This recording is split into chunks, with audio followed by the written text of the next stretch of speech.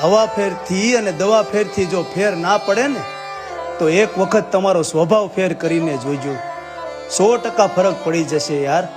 ઘણા માણસોને એમ હોય કે આખું જગત ખોટું છે, પણ પોતાના ઘરના ધાબા ઉપર ચડીને જોવો ને તો તમને આખું ગામ દેખાય, પણ પોતાનું ઘર હોય ને એ ના દેખાતું હોય.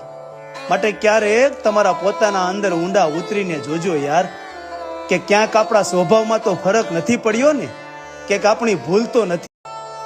હવા ફેરથી અને દવા ફેરથી જો ફેર ના પડે ને તો એક વખત તમારો સ્વભાવ ફેર કરીને જોજો.